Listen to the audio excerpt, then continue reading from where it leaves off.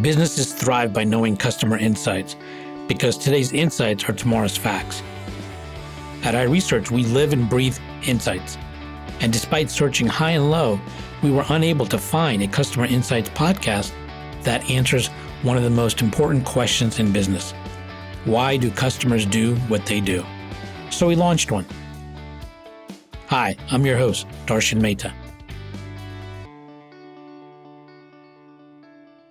On this episode, I'm joined by Arnold Lee. He is an interim CFO with deep experience from hands-on financial and strategic support to over 200 startups and small businesses, as well as medium-sized and large companies in various fields such as technology, cleantech, financial services, consumer products, and food and beverage.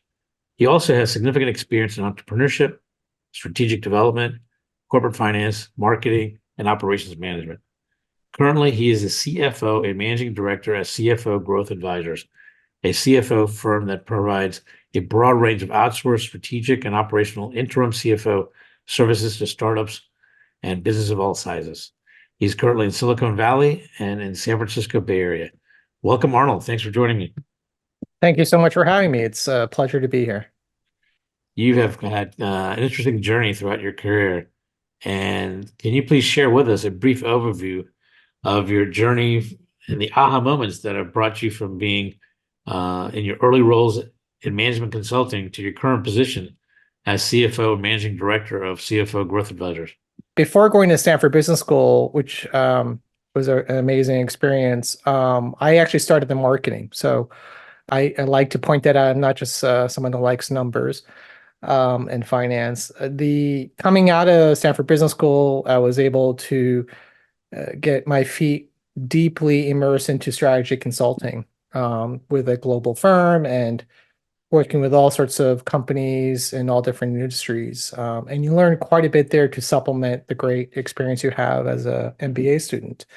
You also see a lot of things that aren't in the case studies and textbooks in terms of real business, which is really fascinating.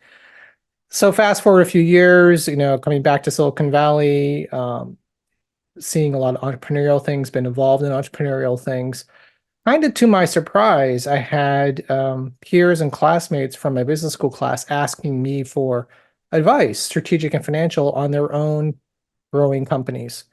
It wasn't something I was looking for, and I always wondered, well, don't we have the same backgrounds? Don't we? We were sat in the same classes, and kind of the aha moment was, yes, but everyone has a different set of perspectives and experience as you go through life, and having perhaps objectivity, certain skills, even a sounding board, even for very accomplished CEOs and business leaders, is huge power. In fact, it becomes even more powerful the larger the company that they're running or the more advanced that they become in their careers. I don't know if that made any sense. So that was the spark in my career to say, people actually want this kind of help. They can't always get it on a full-time basis. And so providing outsourced CFO services to entrepreneurs, business owners, CEOs, particularly for small middle market companies, a middle market company, even if they're fast growing, really shouldn't need a full-time CFO until they're well over $50 million in revenues, perhaps even higher. So that's the kind of stumbling into where I am now. And we have a small firm, and we're very focused on providing the best service we can to, again, these CEOs and entrepreneurs. And we find it very emotionally rewarding, in some strange way. So that's my long story to your simple question. But I'm curious, I want to go back even toward the beginning. You said you got into consulting right away after Stanford Business School, and I'll share with you, I did the same thing, but what sparked my interest to go into consulting is I remember being in college, and I believe Stanford does this too, where I was doing case studies. Oh, yeah. And I absolutely love these case studies because, it really was a microcosm of what happens in business. We present with all these facts, figures, and stuff. And like in business, there's a lot of noise, right? Yep. And you have to ferret through all that noise to get to the most critical pieces that are really impacting you or that need to be solved. And that just sparked my interest in, And I think like kind of what you were saying, you're not just a numbers guy, you're also marketing, strategic, man.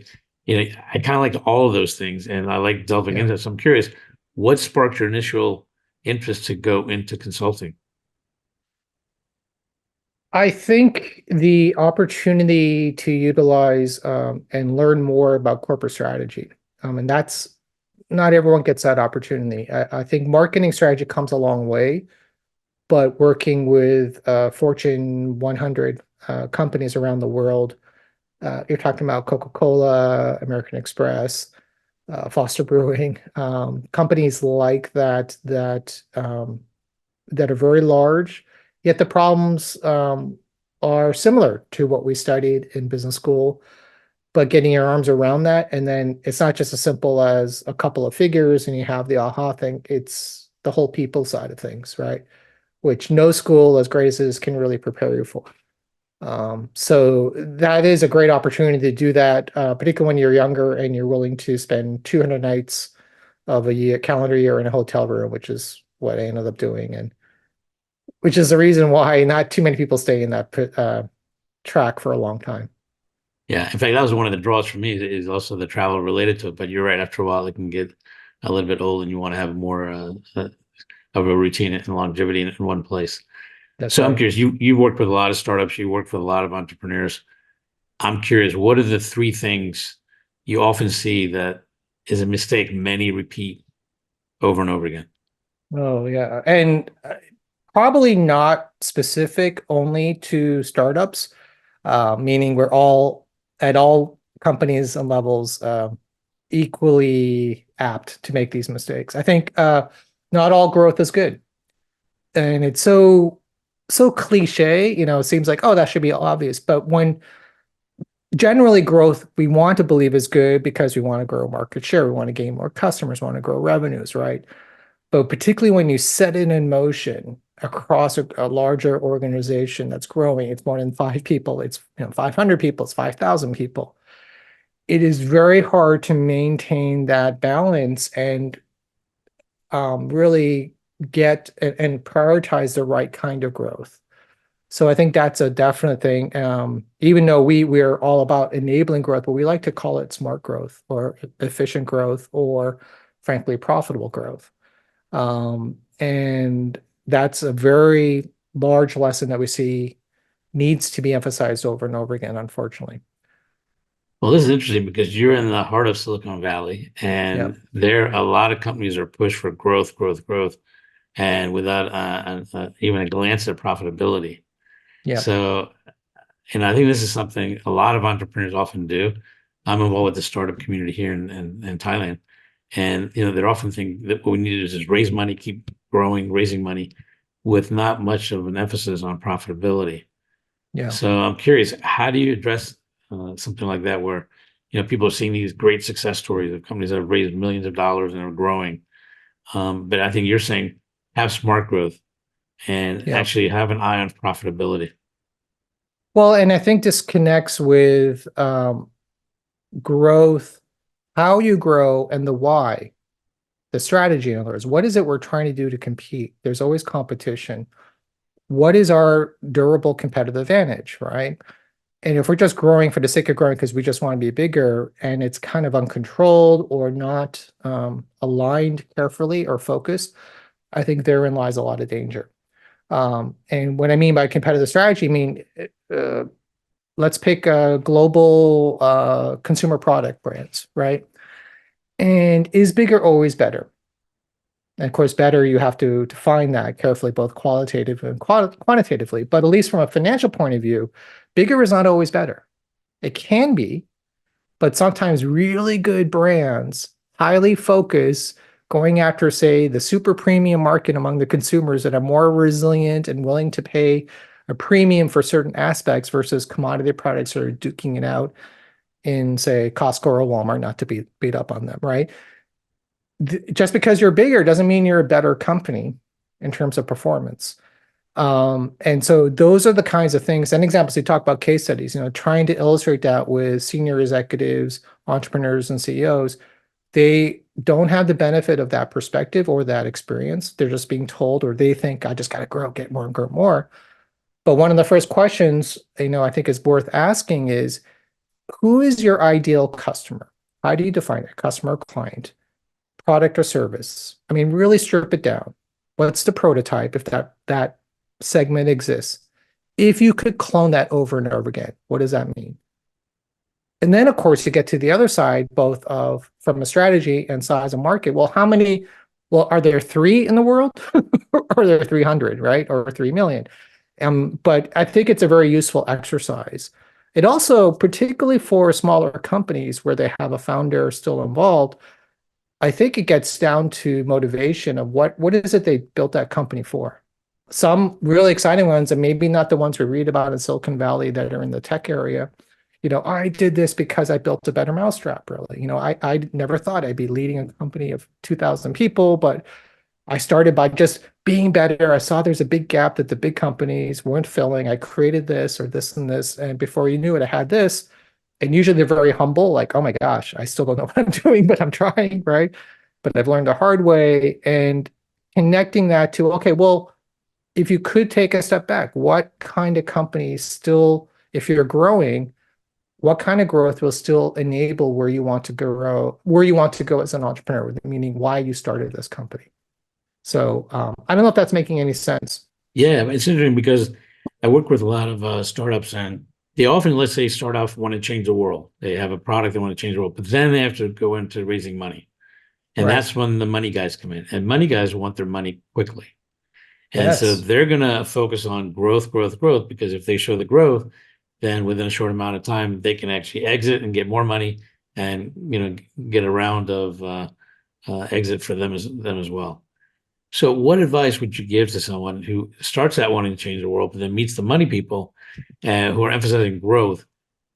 What kind of balance should they have, Yeah. or how do you deal with those two opposing forces, really? I'm so glad you brought that up because just last month I was dealing with a very experienced founder. She actually has a Harvard MBA, very impressive, has worked for large companies, small companies, now doing her own entrepreneurial thing. And she was also falling into that potential spiral. Oh, I got to raise capital because this and this and this. I said, well, hang on.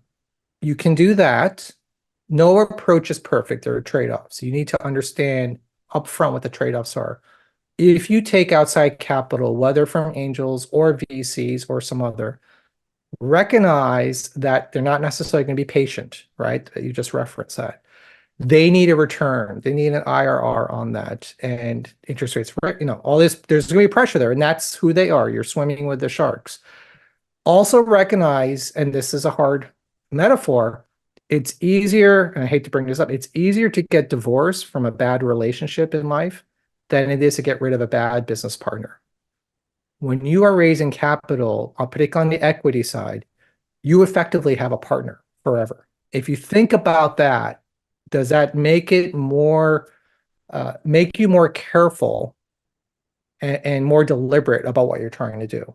Oh, just because that person said yes and wants to put in X million dollars into your company, which sounds wonderful and it's a huge effort to get there, by the way. What if that goes bad? And that's not that unusual.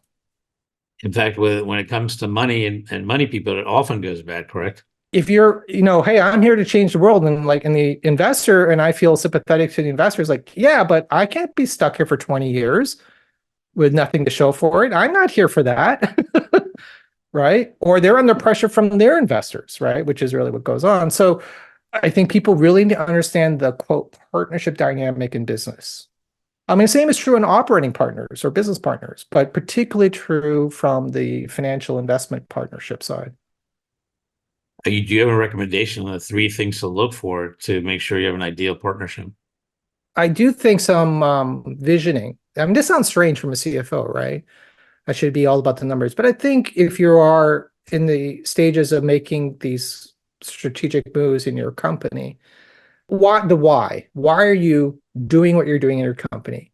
I do ask this question now that I think about it. I say, hey, whatever decisions we're making and we're working together 5 years from now, and I don't know you that well yet, 5 years from now, what's going to make you say that was a success? Meaning, how do you define success? Is it all about the financial return for you as an entrepreneur?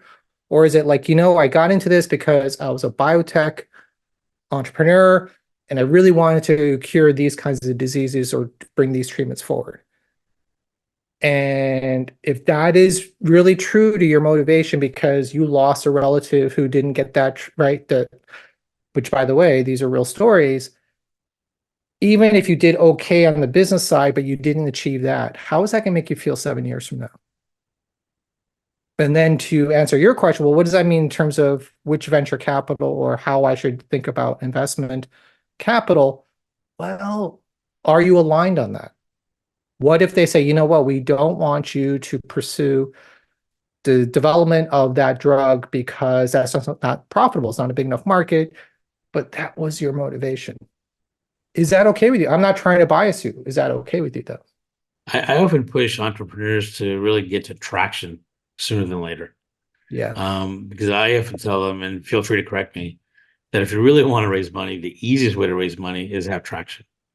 yeah, But so many entrepreneurs don't push themselves to get to traction because they're part of it. I think people see this game, so to say, that they see in the news, right? XYZ company raised, billions of dollars. Now they're on this path, and now they're a unicorn. yeah, It's so rare. And yeah, whereas I think someone who actually goes for traction, which means actually, you got the product market fit, you actually matched up a pricing scheme that people are willing to pay, right? yeah, That doesn't mean you can't tweak it or pivot once you have traction, but once you have traction, you can actually raise smarter money, is my thinking. What are your thoughts? yeah. Oh, absolutely. I mean, the most expensive money from an equity side that you raise is the earliest. And it's understandable, right? If you're the first investors in, you're going to need a lot to compensate for that risk. Beyond even that, even if capital wasn't concerned, but it's always a concern. I echo what you're saying because and in finance, we talk about the unit economics. And understanding that while you're small is so much more beneficial than even when you get a little bit bigger. So case in point, so many founders think, well, if I can just grow, then I'll get there. I'll be more profitable. I'll have more money, right? And they're just really playing a cash flow game without really understanding. If you are selling a product for X and it costs you Y to do it, or if you're delivering a service for X and it costs you Y, do you understand that? Even at a very simplified level. And it's hard, right? That's where finance and marketing and strategy and customer insights, right? I think the overlap, the Venn diagram of that is so crucial, right? And pick any company. It could be fast food, it could be consumer products, it could be tech SaaS, which we do a lot of, all of that, right? But those are still the same basic building blocks. And it gets harder as a company gets bigger and faster. So I am a big believer, if you can figure it out, as desperate as you feel you need to just grow early on, it will force not only insights, but some perhaps decisions or thoughts that you didn't have to when you started. And that might be a better way to build your company, right? Is what I'm proposing. But if you're just running like mad and not figuring it out, or vice versa, you're just not even getting it out there in the market to see what it is versus what's in your mind.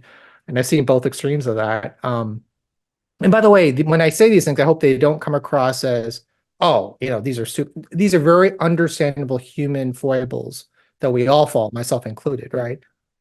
So I'm not saying this is easy. I'm not saying this people are bad for doing. I'm just saying this is what I observe in human behavior, and business. Well, that's one of the other true axioms in life. Anything worthwhile is not easy, right? But I think it's an interesting discussion because I often see entrepreneurs, they often don't realize it, but they're actually faced with a crossroads at some point. And they see this about growth, raise money, grow, get people, have a burn rate, and then eventually we'll get to a model that works. And I think that comes at the expense of two critical things. One, really honing in on your business model of how you're actually going to make money, right? It's not that you can always figure it out later. It's just going to be advertising. And then the other is really in terms of getting to product market fit. And the two go hand in hand. I think this is what you're talking about. There's an overlap of marketing strategy, finance strategy, but a lot of times people just go with the financing and they don't even realize they're actually on the path of just growth But at some point, profitability is going to come into play. And that's going to be based on the business model you've implemented to actually get to that level of profitability and or revenue. Right. Do you see this dilemma as well for a lot of entrepreneurs?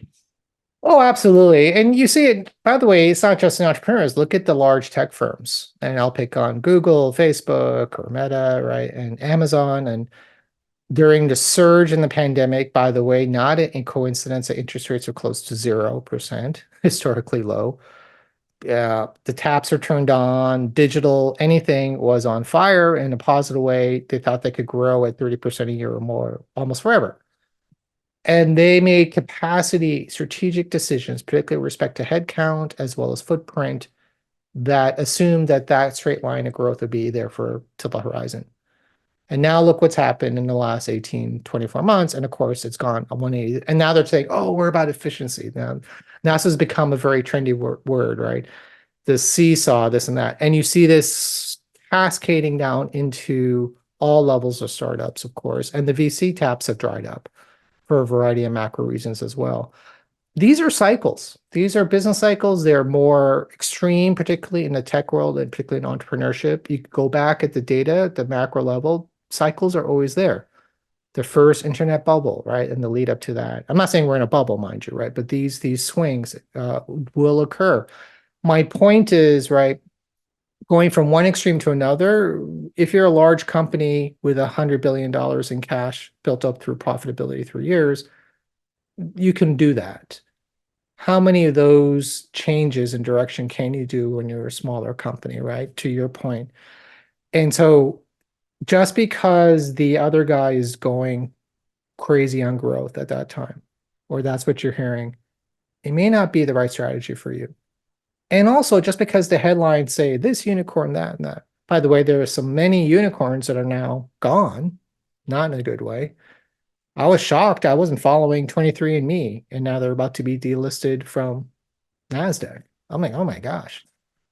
Sounds pretty desperate there. I don't have an opinion on that, except like I'm shocked by it. It's It's hard to imagine how a business model like that or a business like that can really go under, right? yeah. But just because they had that heady valuation at one point, or a company X, what WeWork, or et cetera. There are also plenty of companies that people don't realize never took $1 of venture capital money. So a couple of years ago, MailChimp was acquired by Intuit for some astronomical figure, and they never took an outside dollar, is my understanding. Oh my goodness. And they're in a very competitive area. Talk about marketing tech, right? How many email platform competitors are there? So this leads me to a formula we've often talked about, and that is finance plus strategy plus customer insights equals better outcomes. Tell me more about this formula and why it's important. I think it speaks to how siloed we are in different functions and different data. And connecting those is not, it sounds so intuitive, we should be doing that, but often isn't, even in a small company. So for example, start as a marketing person, right? We're just really, really driven to keep growing, get more customers. It's about market share. I mean, it's an incredibly intense battle, right? And you're up against it. Pick an industry. If you're in beverages, it's like you versus the other person. And it's an all-out war, right? It's very intense. Or financial services, or software, or SaaS, right? And that is hard enough. And just even understanding all the different segments, usually you don't even understand the segments, right? You're in this war, sorry if I'm meandering. Then connecting, the finance people are like, things aren't going well. We should be focusing more on our margins and profitability. Well, this is what the numbers, and that's hard enough for them to figure all that out, get their arms around that. And they're like, ooh, our margins are not going in the right direction. And this, oh my God, we have a cash flow problem. And, people are asking like, how is this business unit doing versus that business? I'm like, we don't know because we can't, we're making guesses at it. We're not set up for that. And then, driving that and connecting to the poor customer. What does the customer want? What is the customer willing to do? What are their choices? How are they going to behave with us versus the competitors and the overall market and all of that? that again, that Venn diagram of creating, okay, here's some financial insights. It looks like this market segment or this customer segment has 3 times much more margin when all is said and done versus that one. By the way, that doesn't just pop out of the financials. You really have to understand, like, okay, wait a second. For us to deliver the service that that customer segment wants, we have this whole back end, whether it's fulfillment, whether it's post-sale support, whether it's delivery, right? All of that, we got to figure out that portion across all of our different segments. And what we'll find is often the 80-20 rule, maybe 90-10 rule in some extreme cases. 20% of your customers generate 80% of your profits. 20% of your product segments or client segments generate 80% of your profits. But there's no easy way for you to see that. And getting down into that level so that you connect the financial side, the marketing insights, the customer insights, all of that together. Oh my goodness, now you have a way of saying, you know what?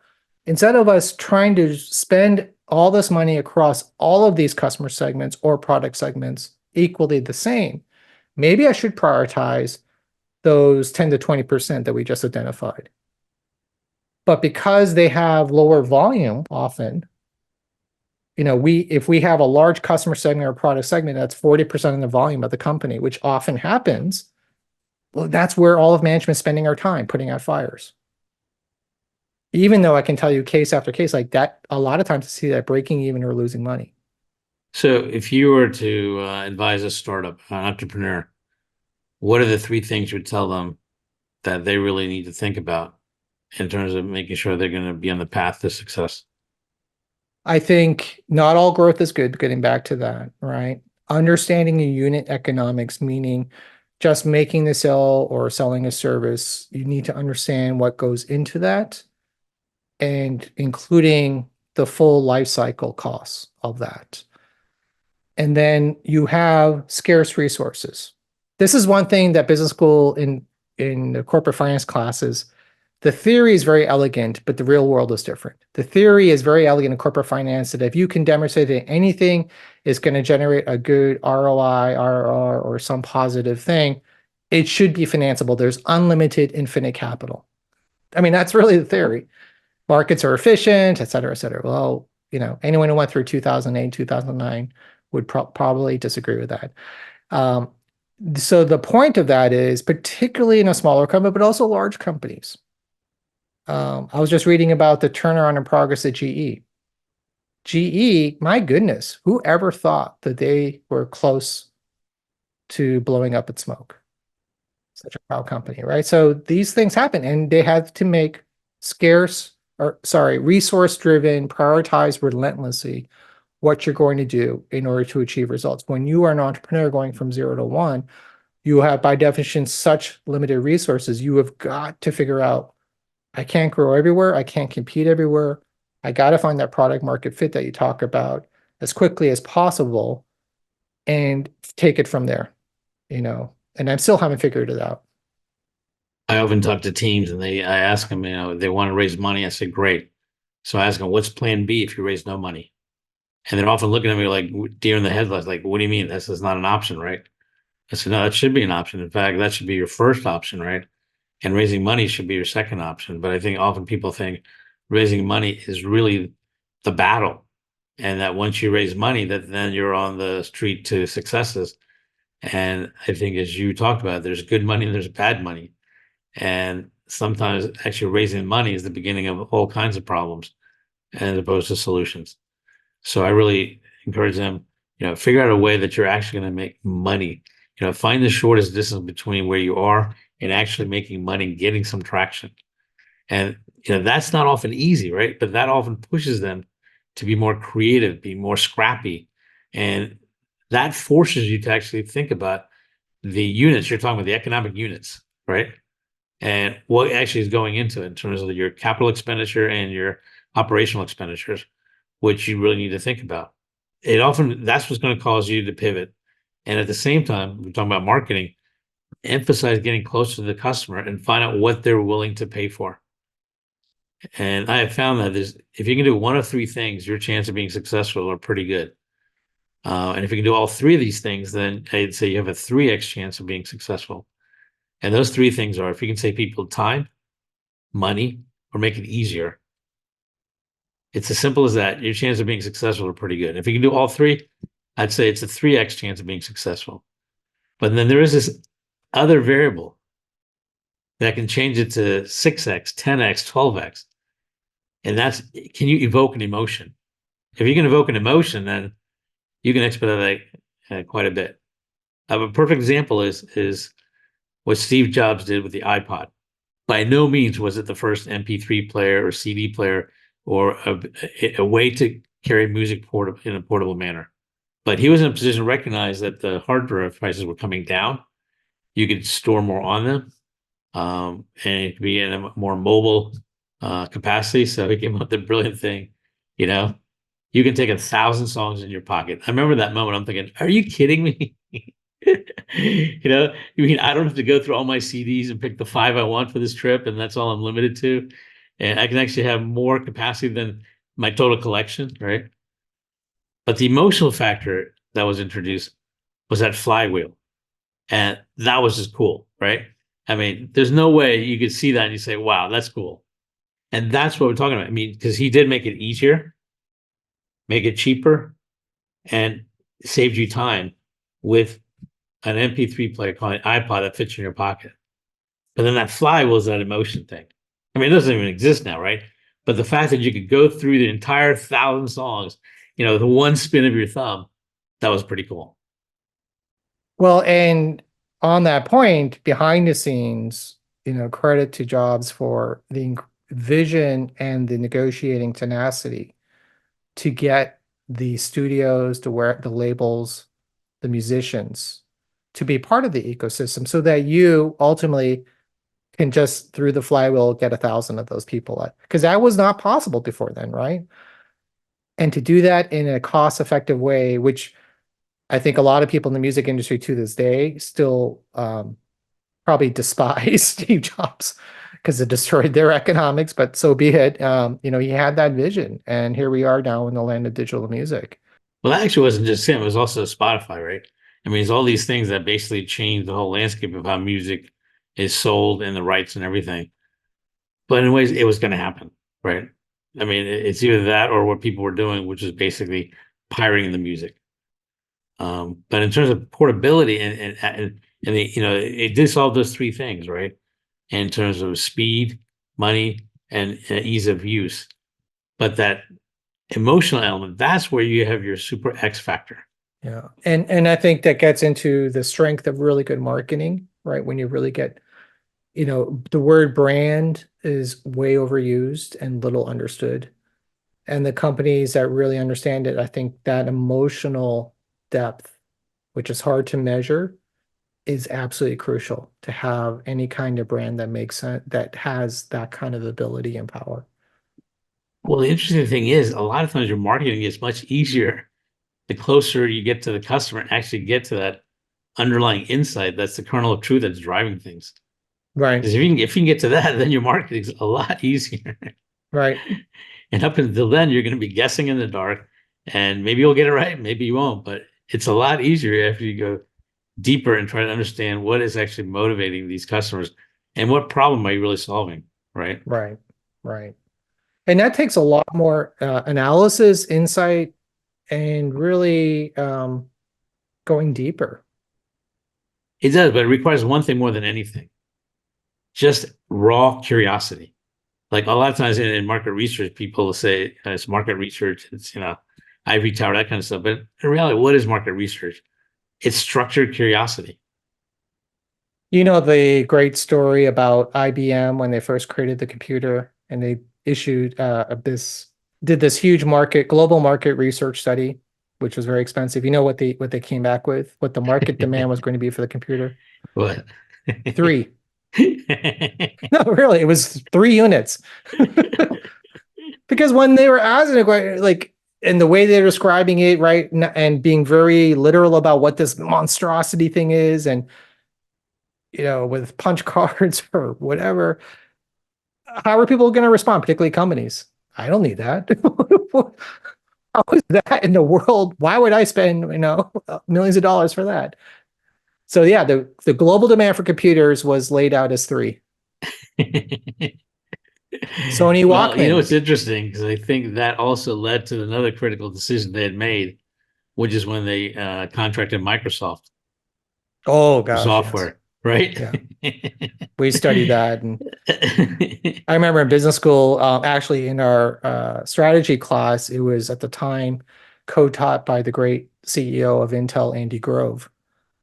And so yeah, that was it was great to hear in first person as well as analyze all of these decisions as Silicon Valley was still in ascent with those huge players. Well, maybe you can share that story a little bit because not maybe everyone may not know about it. Since you actually got it from Andy Grove, maybe you can give us a little synopsis of that whole story. Well, I mean, so many different things. I mean, first, Intel itself, which is now going through some strategic difficulties, obviously, many CEOs later, but Andy Grove was part of that original generation. And everyone assumed that Wintel, right, was just the dominant duopoly. But before that, and I'm not a semiconductor engineer, obviously, it wasn't an obvious thing that Intel got to that position in microprocessors because they bet the company early on. They started off, in a much more commoditized segment of semiconductors, and global competition being what it was, they were getting crushed, particularly by the Japanese semiconductor companies. This is way back again, and I think in the 70s, possibly early 80s. And at the time, computer industry is not anywhere what we're talking about now. But they bet the company and pivoted, to use that word, or change strategy, and it was not easy to go all in on microprocessors, to get out of a commoditized industry, no matter how big it is, because that was where the volume was, to go into this burgeoning industry around microprocessors. It's an incredible strategic move, and it wasn't done just out of whim or instinct, right? Yeah, yeah. I mean, an example of someone not doing that, let's say, is Kodak, right? Right. I mean, what business was really Kodak in? You know, was it in the business of selling film, chemicals, paper? Yeah, one could argue that was their business. You know, that was their Yeah. bread and butter. But the real business was really selling memories. You're like talking like Mad Men episode. Yeah. Taylor. That was a great episode. Yeah. It was. That was a really good The episode. carousel. The Yeah. carousel. Yeah, anybody wants to see it, just look up the carousel Mad Men on YouTube and you'll see it. But it's true. In fact, Kodak invented digital cameras, Yeah. right? Internally, And thousands of other patents too. right. And Kodak and the board Xerox. basically said, "Oh, no one's going to want to watch their pictures on a screen." Right. Right. And back to your But point, lack of curiosity or creativity to not see that, to not even imagine that is really brutal. well, I can see what happened. I mean, they had, you know, their cash cow Yep. was, hey, are we going to threaten our own cash cow? And I would argue, yeah, you should, because you're in a better position to control that than having somebody else do it. Yeah. Because whether you do it or somebody else does it, it's going to happen if you just look at, you know, again, people are going to want it easier, faster, and cheaper, right? And That's right. digital is definitely going to go that way. It certainly saves you a lot of time. You don't have to deal with the paper, going to the store, dropping off your film, waiting, you know, days or whatever, you know. So absolutely. But sometimes, I mean, I often say it's better to be your worst competitor than to kind of constantly look at what your competition's doing, because you're always replicating and follow them. You're going to end up being always the follower, never the leader. Well, Andy Grove was very tough. He was recognized as CEO of the year multiple times, et cetera. He had a saying, two things that stick with me. One, it's kind of catchy, I suppose, says only the paranoid survive. And reflecting in terms of corporate strategy and leaders, that was very reflected how driven he was and to not take things for granted, even when they're on top. The other one I think is a very subtle thing. I haven't shared this with too many people. Well, it's out there. He talked about strategic inflection points. I believe he was really the first to coin that, and it's really about referencing. And he was a scientist at his core. The change of slope in a curve and the inflection point, right? That mathematical concept when the slope has changed. And I think it's more powerful than just the image when it's approaching neutral versus growth like that. It could still go up or it could start heading down. And these inflection points in business are brutal. You're Kodak, you're getting some sense that this digital thing is beginning to take off, but you have this dominant business, incredibly profitable, tied to film. What do you do? Absolutely, I can understand that. My goodness, not so long ago, there was this thing called BlackBerry. And more than an emotional connection, I think people were addicted, right? I think, I think they should have been going to rehab, right? Where are they? What happened? In fact, there was a big rivalry for a while, right? Now I like my keypad. I'm not going to do the touch tone, Yep. the screen thing. Yeah. Look what happened, right? So particularly in technology, obsolescence risk is real. All of these things, all of hyper competition, everything is constantly going hard. And just because there's some dominance at the top, that doesn't mean it will be. Odds are it won't be in 10 years. Well, for me, it's actually more basic than that, right? And that is once you realize that you control nothing in this world, Yeah. Yeah. right? I mean, you really, I've learned the extent of control I have in this entire world is me half the time. Because even I can't control myself 100% of the time. That's right. Right? So translate that to business, and that is that you can't control your competition, but you can control what you do. Yeah. And what you can do is actually become your biggest competitor, because then you actually control a bit of where the transition is from where your current business to where things are headed anyways. And I will even put a caveat or footnote to that statement. I hope we all draw lessons from the pandemic that particularly in business, we don't control nearly the amount of stuff or the amount of things that we can control is not nearly what we thought it was, right? And look, we pride ourselves, I pride myself particularly on our strategic planning capability, financial planning and modeling. No one had this. No one had this, on their bingo card for 2020, right? I don't care if you were a Fortune 100 company or a small company. And reflecting what was going through this, I remember talking to a very good CEO of an impressive company. And we were going through all these different things. And he's like, okay, I think we should do this. Oh my gosh, I don't know about this.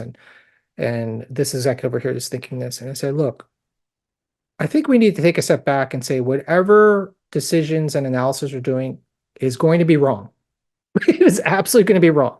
We still have to do it. But if we have some humility to the limits of understanding, because no one's been through this, at least not in 100 years.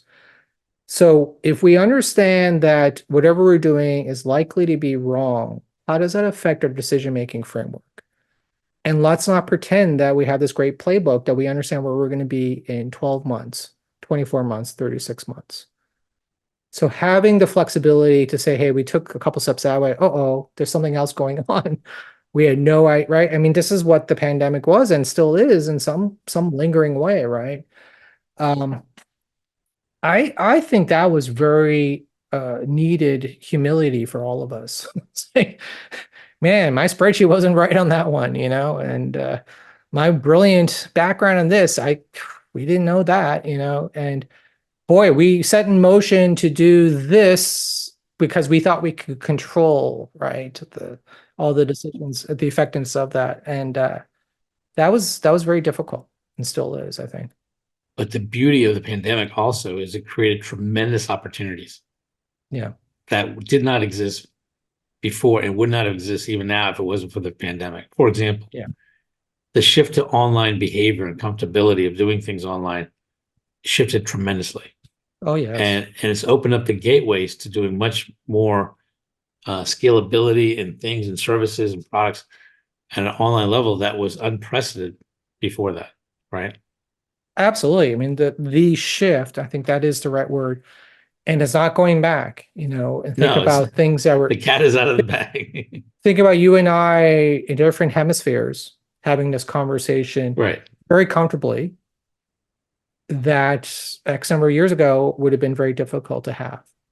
Actually, it wouldn't have. The technology existed, right? It's not like the technology didn't exist, Right. right? I mean, video conferencing, all that existed.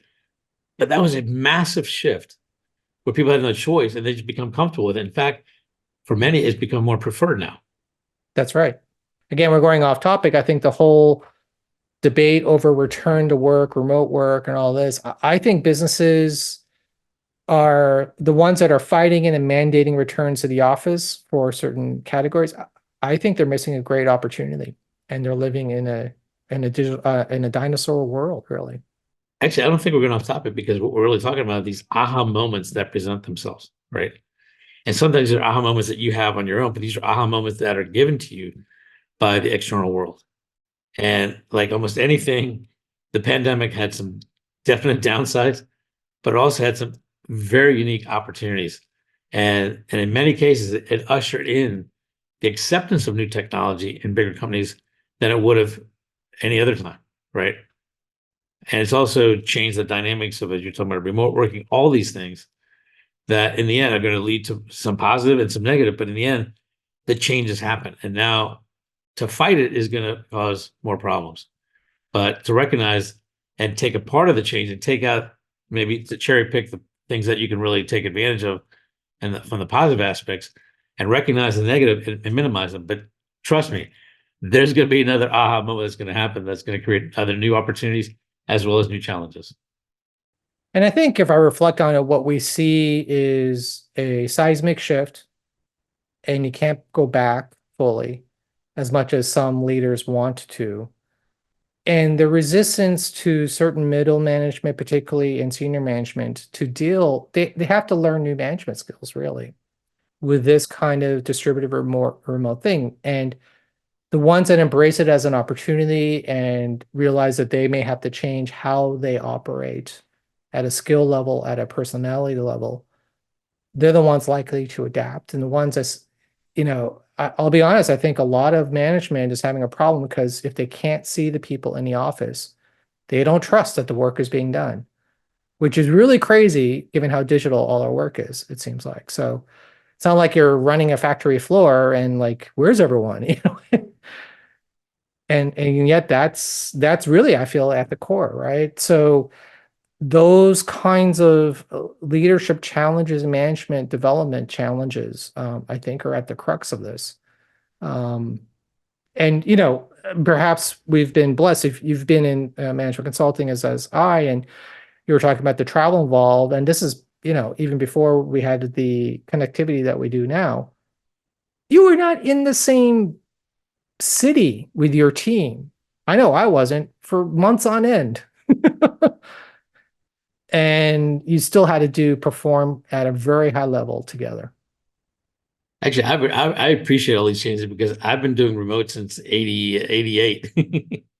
I mean, those are the days where I had dial up and I had to go to different countries and figure out, what's the most cost effective way to get dial up and be inexpensive. I used to do these dial back services, call back. And I mean, it was a mess. Now it's so much easier. I remember I was working for this glamorous strategy consulting firm. I was in Australia. I guess I was based in Melbourne, but I lived in Sydney, and I was on this incredible assignment with this huge company in Europe. And I get a call from the office manager, very apologetically, as if I would be angry, say, "Hey, do you mind if we move your office here from this part to over here?"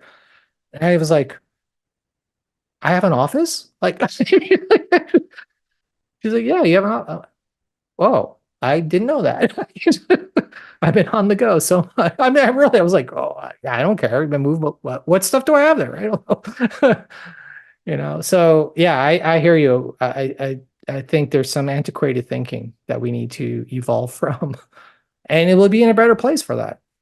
Yeah, well, like everything, it's going to be positive and negative. So, but let me ask you, Arnold. So, what's next for you? What's an area you'd like to look more into, and that you think is going to really be an area of interest for you, and how things are going to evolve for the kind of consulting you're doing?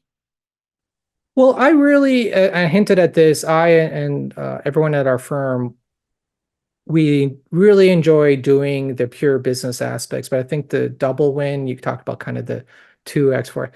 I think it's when we help people achieve their business and entrepreneurial dreams, which often aren't purely monetary, right? They're in it for a reason. They're delivering a service that is needed. They're delivering, creating a product or something, right, that is needed. They have some inner motivation on that. So continuing to enable that, and this sounds like I'm spinning something here. I should have said, and I'm a child of immigrants who are entrepreneurs at different levels, and very much the American immigrant story, right? Kind of literally grew up around it in the kitchen table. Nothing glamorous about it. Not a story book Hollywood type of thing. It's not what I'm suggesting. But to realize that people who are doing that, and these aren't necessarily the headline companies that we sometimes read about, particularly here in the San Francisco Bay Area. I mean, it's incredibly gratifying to be a part of that story. And if we're bringing in that skill set and we can drive those insights and share some learnings or connect those dots in those silos, that's really what gets us very excited. So that's what we're looking forward to. So let me ask you, if you could have lunch or dinner with anyone in the world of finance, marketing, strategy, who would it be and why? Want to give me more than one? Well, I'm pausing just because I'm hoping that we also become more enlightened as a business community and business leaders. That it's not just about how many zeros you can accumulate in your bank account. And I'm curious about those business leaders who have that holistic view. I'm not, that sounds really crazy for someone in my background. Let me give you an example. I don't know this person. I've heard this person speak a couple of times here in Silicon Valley in small gatherings. Netflix, I felt, was under the headline radar for a very long time, which sounds strange given how dominant they are, right? But their founder, Reed Hastings, who I guess is still on their board, has also done tremendous things outside of the company, which I find really, really heartening. And in hearing him talk, I remember he gave this story. Am I allowed to tell stories other people tell? I remember he was winning some big, prestigious award from Stanford Business School. And for some reason, there weren't too many people in the audience, might have been weather or something. And he told about not the successes, not, he's not building a rocket ship to go to Mars or whatever. He told about his first failures. I always felt that that was incredibly powerful to be that humble and to be that honest. He talked about working his butt off at a software company, again, pre-internet. I forget what it was, but somewhere in Silicon Valley, and he was getting into the office at 5 in the morning, not leaving till after midnight. And the story goes that on his cubicle, he was drinking coffee like crazy. And yet somehow he never ran out of clean coffee mugs. We all know that feeling, I think. And he just assumed someone in custodial staff cleaned them, even though he didn't ask him. And then one day he caught, it was the CEO and founder of the company, washing his mugs. And he was, just whatever, a lowly developer or something. And he was just flabbergasted. And he said, well, the CEO said, you are working so hard. And I feel so bad that I cannot do more, but the least I can do is make your life a little bit easier by doing this. I mean, this is a story he was telling decades later when he's at the top of the world. And he was also very honest, and we worked our butts off. And I think we sold like 24 of these CD-ROMs, when they had hopes for selling thousands, if not millions of these things, because that's how they shipped software back then. So that's a very powerful story. Oh yeah, I'm sure that even motivated him further to work harder, right? Yeah, he said, "Oh my God, I would walk on broken glass and hot coals for that guy, of course, Right. because he wasn't doing it for show. This is what was going on. It was like a little And the elf beauty thing. part of it is the CEO didn't highlight that he was doing it. He just happened No, to get caught one day, yeah, doing it, and that has even more power, right? it's really genuine, right? Yeah. So those I think those are. I hope we do have more of that in business, even when things are getting tougher and people are running even harder. Well, I think that's a great story. I loved it, and I appreciate you sharing that with me. I hope it doesn't Uh, get me into trouble with somebody at Netflix. I don't think it will. I think you're okay. If anything, it may lead to more supply of very clean coffee mugs. Oh boy, that could be dangerous. Well, thanks a lot, Arnold. It's a pleasure talking to you. Thank you so much for listening to my ramblings, and I really appreciated our discussion. Thanks. Take care. Getting to AHA was brought to you by iResearch. To find out more about us, head to iResearch.com and make sure to search for Getting to AHA in Apple Podcasts, Spotify, and anywhere else podcasts are found. And don't forget to click follow to ensure you don't miss any future episodes. Thank you for listening.